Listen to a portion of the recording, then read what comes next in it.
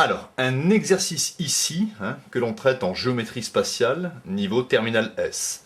Il faut déterminer l'équation paramétrique d'une droite spatiale, delta, qui possède un vecteur directeur U de coordonnées 2, moins 4, 5, et qui passe par le point A, moins 3, 7, 11. Donc, chercher l'équation d'une droite, connaissant un vecteur directeur de la droite et un point de la droite. Donc, correction, j'ai placé ici la droite delta, qui a un vecteur directeur U de coordonnées 2, moins 4, 5. J'ai placé aussi le point A, moins 3, 7, 11, et un point mobile sur la droite delta de coordonnées x, y, z. X, y, z étant des réels. Donc ici, je vais faire ici déplacer mon point M sur cette droite delta, et je vais dire que M appartient à la droite delta. Alors, nous allons avoir le vecteur AM et U qui vont être collinaires. Donc je vais partir de la collinéarité des vecteurs AM et U pour trouver l'équation paramétrique de la droite delta. Je vais donc pouvoir écrire qu'il existe un réel K qui est différent de 0, tel que le vecteur AM est égal à K fois U. Ça, c'est la condition de collinéarité. Je vais donc maintenant déterminer les coordonnées du vecteur AM et écrire ici un système d'équations.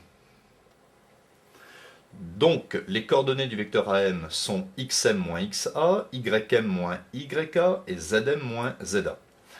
Alors, ici, et bien sûr les coordonnées du vecteur U, je les avais, c'était 2, moins 4 et 5. Donc, xa c'est moins 3. Donc ici j'ai moins 3, je vais donc obtenir plus 3. YK c'était 7, donc je vais obtenir moins 7. Et ZA c'était 11, donc je vais écrire ici moins 11. Donc je vais obtenir, étant donné que XM c'est X, YM c'est Y et ZM c'est Z, X plus 3 est égal à K fois 2, c'est-à-dire 2K. Y moins 7 est égal à moins 4K. Et Z moins 11 est égal à 5K. On rappelle que K, c'est le paramètre en question, qui est différent de 0. Donc, on a coutume ici de décrire l'équation paramétrique de la droite delta d'une manière différente. Donc voilà, ici je transpose plus 3, ça devient moins 3, moins 7, ça devient plus 7, et moins 11, ça devient plus 11. Voilà l'équation paramétrique de la droite delta, de paramètre K. Alors, on peut faire une petite remarque, c'est que dans cette représentation paramétrique, on retrouve ici les coordonnées du point A, et ici les coefficients accolés au paramètre K, ce sont ici les composantes ou les coordonnées du vecteur directeur de la droite delta.